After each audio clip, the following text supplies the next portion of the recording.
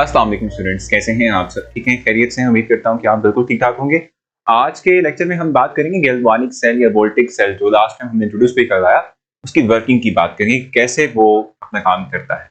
Working of the cell की हमने बात करनी है, तो स्टार्ट करते हैं। Working of cell. देखिए, लास्ट टाइम हमने जब इंट्रोड्यूस करवाया गैल्वानिक सेल को, या जिसको हमने वोल्टिक सेल का नाम भी दिया था, हमने ये बात कही थी कि जब हम बात करते हैं वोल्टिक सेल या गैल्वानिक सेल की, तो it consist of two half cell. ठीक है, right half cell and next हमने कहा था लेफ्ट हाफ सेल। ठीक है, और हमने कहा था कि इलेक्ट्रोड्स का इस्तेमाल किया जाएगा, और जिस मेटल का इलेक्ट्रोड बना होगा उसके ही कॉरेस्पॉन्डिंग सॉल्ट जो है, उसका जो एक्वस सॉल्यूशन है, उसको हम एज इलेक्ट्रोलाइट यूज करेंगे। ठीक है, तो यही बात हमने करनी। फिर एक और चीज भी हमने देखी थी, इलेक्ट्रोलाइटिक सेल और गैल्वानिक सेल के दरमियान जो डिफरेंस हमने देखा था, उसमें ये भी देखा था कि जो इलेक्ट्रोड्स हैं वो आउटर सर्किट के थ्रू बैटरी से अटैच नहीं है, बल्कि गैल्वानोमीटर से अटैच है। ठीक है, तो जैसे हम कह रहे थे कि जैसे हम कहते भी हैं कि जब हम बैटरी से अटैच करते हैं इलेक्ट्रोड्स को, तो जिस एंड से हमने बैटरी के अटैच किया किसी इलेक्ट्रोड को, जो चार्ज उस एंड पर है वही चार्ज हमारे इलेक्ट्रोड पर भी आएगा। ठीक है, लेकिन यहाँ पर तो चूंकि हम बैटरी से अटैच ही नहीं कर रहे, ठीक है, तो यहाँ पर जो है फिर डिपेंड करता है कि जो दो मेटल्स हमने आउटर सर्किट के थ्रू से कनेक्ट किए हुए हैं, उनकी टेंडेंसी क्या है कि कौन इलेक्ट्रॉन इजीली लूज कर पाएगा और कौन इलेक्ट्रॉन गेन करेगा। इस बेस पे जो है हम देखते हैं कि हमारे पास जो है चार्जेस की बात भी की जाती है। ठीक है, तो स्टार्ट ले लेते हैं। जैसे कि हमने कहा था कि हमारे पास ये सेल हमने कंस्ट्रक्ट किया था लास्ट टाइम, ये सेल हमने बनाया था, जिसका ये एक हाफ सेल और सेकेंड हाफ सेल ये है। ठीक है जी, अब अगर आप गौर करें तो मैंने आपसे कहा था कि इनके अंदर हमने इलेक्ट्रोड्स जो हैं वो डाले होते हैं। ठीक है, इलेक्ट्रोड का मतलब क्या होता है? कंडक्टिंग रॉड्स होते हैं जिनके थ्रू करंट पास कर सकता है। तो इनको बना लेते हैं यहाँ पे। So we have two electrodes.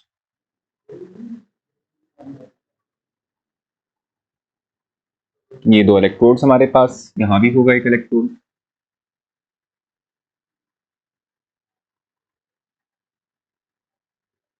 ठीक है, और ये दो इलेक्ट्रोड मैंने आपसे कहा था कि ये कनेक्ट होंगे थ्रू गैल्वानोमीटर, जिसके थ्रू हम सेल वोल्टेज कैलकुलेट करेंगे। ठीक है, और हमने कहा था कि इन हाफ सेल्स के अंदर हम एक्वस सॉल्यूशन लेंगे। किसका लेंगे भाई? जैसे हमने कहा कि ये हमारे पास जिंक मेटल का है इलेक्ट्रोड, ये हमारे पास कॉपर का है।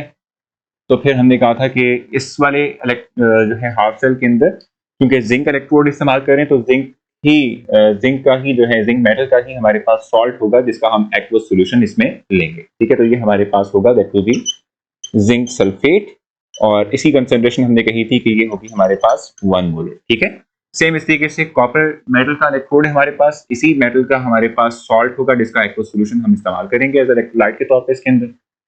ठीक है, ये हमारे पास क्या होगा? That will be copper sulphate. जिसकी कंसेंट्रेशन भी क्या होगी? 1 मोलर ही। ठीक है, तो दोनों दोनों के दोनों हमारे पास इलेक्ट्रोलाइट्स की कंसेंट्रेशन 1 मोलर है। ठीक है, अब एक और चीज हमने कही थी कि हमारे पास यहाँ पर जो है सॉल्ट ब्रिज होता है।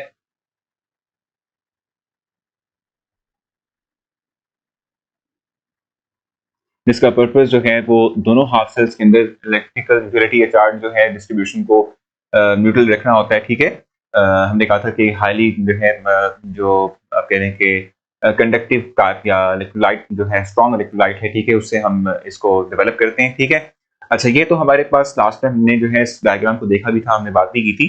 अब चूंकि दो इलेक्ट्रोड्स हैं, यानी दो मेटल्स हैं जिनको हमने कनेक्ट किया हुआ है थ्रू गैल्वानोमीटर। ठीक है, तो कौन सा मेटल इलेक्ट्रॉन लूज करेगा, कौन सा मेटल इलेक्ट्रॉन गेन करेगा, ये डिपेंड करता है कि हर एक मेटल की टेंडेंसी। ठीक है, जैसे हम जिंक की बात करते हैं, तो जिंक जो है normally it has more tendency to lose electron. ठीक है, ये इलेक्ट्रॉन को लूज करता है, और इलेक्ट्रॉन लूज करके अपने ऊपर चार्ज जो है डेवलप करता है, यानी कि पॉजिटिव चार्ज आएगा। ठीक है, दो इलेक्ट्रॉन लूज की तो जो है प्लस चार्ज आ जाएगा। ठीक है क्या?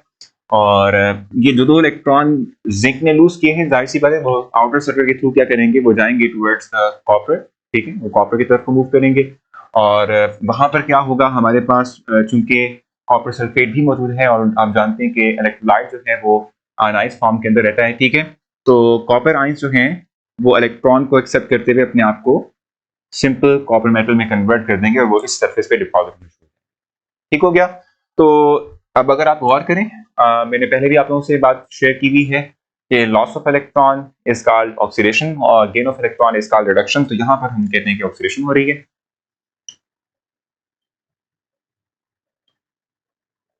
और ये हमारे पास है रिडक्शन का प्रोसेस, ठीक है, जो कि हम देखेंगे हमारे पास है, ठीक है।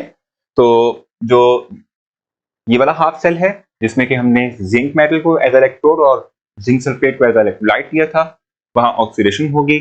जो नेक्स्ट हाफ सेल है हमारे पास जहां हमने कॉपर लिया था एज इलेक्ट्रोड और कॉपर सल्फेट को एज इलेक्ट्रोलाइट लिया था, ठीक है, वहां हमारे पास क्या होगी, रिडक्शन। और ओवरऑल रिडक्शन जो हमारे पास होगा that will be like this, zinc copper ion and it will form zinc ion and copper metal, ठीक है। ये हमारे पास ओवरऑल प्रोसेस है, ठीक है, जो कि हम देखते हैं कि हमारे पास जो है इस सेल में होता है, ठीक है। और इसी जरूर यानी कि इसी केमिकल रिएक्शन की वजह से क्या होता है कि हमने पहले भी डिस्कस किया था, स्पॉन्टेनियस प्रोसेस है जिसमें केमिकल एनर्जी इलेक्ट्रिकल एनर्जी में कन्वर्ट हो रही है, ठीक है।